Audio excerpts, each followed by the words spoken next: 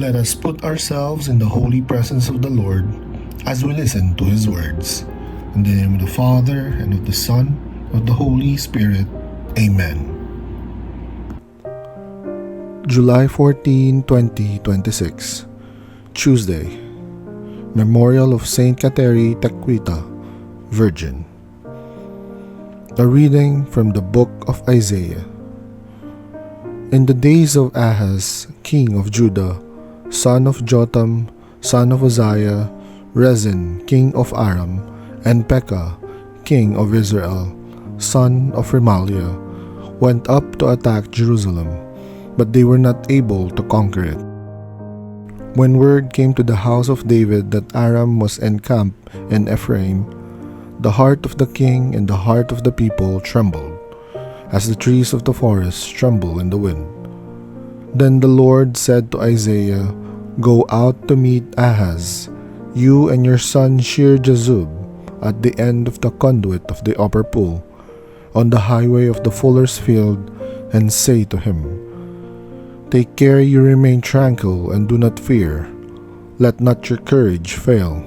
Before these two stumps of smoldering brands, the blazing anger of Rezin and the Arameans, and of the son Remaliah, because of the mischief that Aram, Ephraim, and the son of Remaliah plots against you, saying, Let us go up and tear Judah asunder, make it our own by force, and appoint the son of Tabeel king there. Thus says the Lord, This shall not stand, it shall not be. Damascus is the capital of Aram, and Rezin is the head of Damascus. Samaria is the capital of Ephraim, and Remaliah's son the head of Samaria.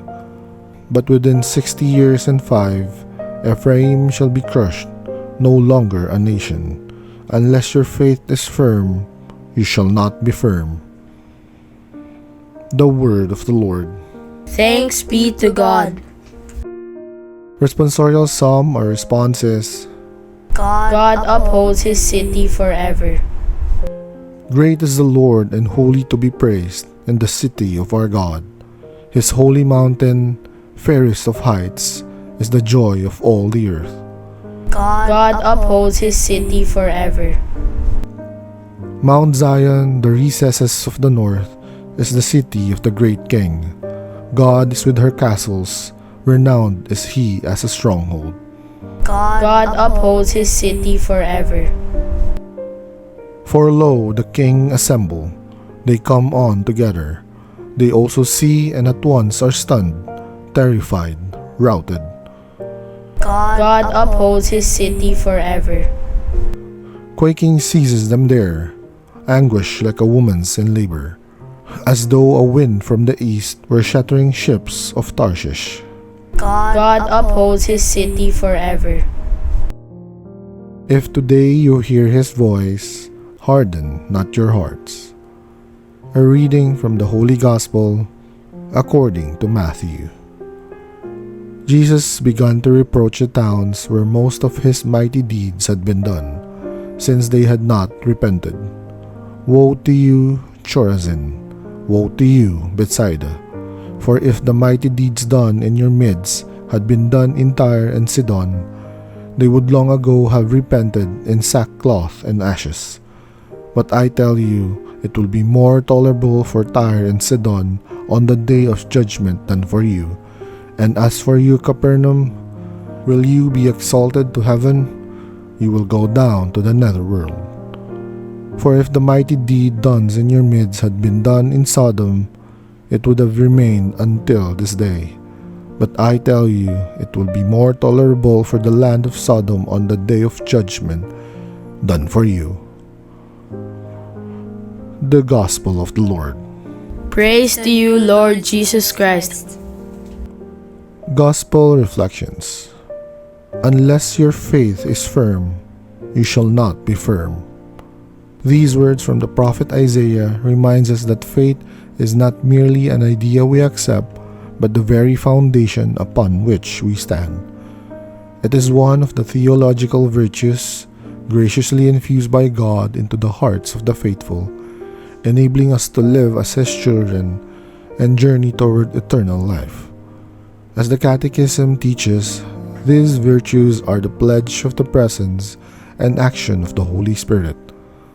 Through faith, we entrust ourselves to God, believing in Him and embracing all that He has revealed because He is faithful and worthy of our trust. Throughout the Old Testament, God continually steered the hearts of His people through the prophets, calling them to return to Him and place their confidence in His promises. Yet many refused to listen, their hearts becoming like the hardened path in the parable of the sower. Scripture repeatedly shows the painful consequences of turning away from God. In today's first reading, the prophet Isaiah speaks to King Ahaz with a simple but profound invitation. Do not be afraid. Trust in the Lord. His message reaches us as well. The strength we need to face life's uncertainties does not come from our own abilities, but from the furnace of our faith. The deeper our trust in God, the less power fear has over our hearts. In the Gospel, it is Jesus Himself, God made flesh, who invites people to believe. Throughout His earthly ministry, His words, miracles, and acts of compassion were all meant to awaken faith and lead people to the gift of salvation.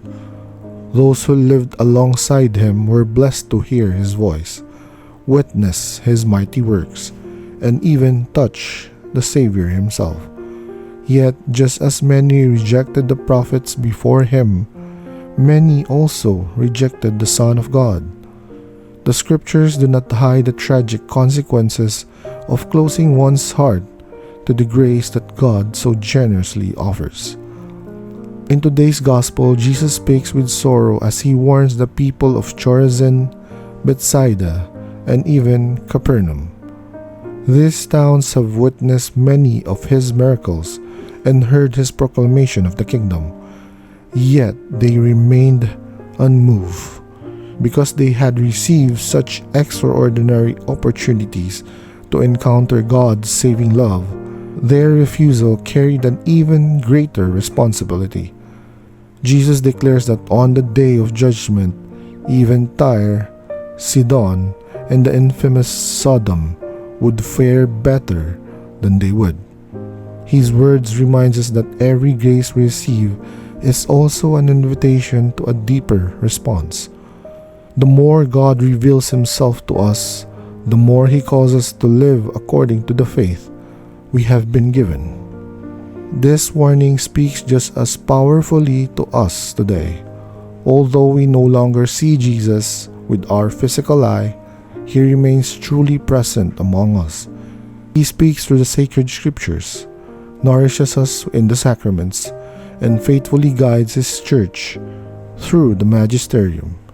Yet even those who profess the creed each Sunday can slowly reject Him, not necessarily by denying Him with their lips, but by refusing to let faith shape their daily lives. As St. James reminds us, faith without works is dead. Whenever we separate what we believe from how we live, our faith begins to lose its vitality. How then do we live out the gift of faith? We practice faith whenever we allow Christ to transform the way we think, choose, and live. We practice faith when we continue to trust in God's goodness during seasons of suffering, illness, disappointment, and uncertainty. We practice faith when we set aside our own preferences to serve others with generosity and love. Genuine faith is never confined to the heart. It naturally bears visible fruit. While proclaiming the gospel with our words remains important, many people are first touched by the witness of a life that reflects Christ. The clearest testimony of our faith is not how eloquently we speak about God, but how faithfully we imitate Jesus, who loved without measure and gave His life for the salvation of the world. Let us pray. Lord Jesus, strengthen my faith and teach me to trust you in every circumstance. Keep my heart open to your word and help me to live what I profess with sincerity and love. May my life become a witness to your goodness so that others may come to know and believe in you through the way I follow you each day. Amen. In the name of the Father, and of the Son, and of the Holy Spirit. Amen.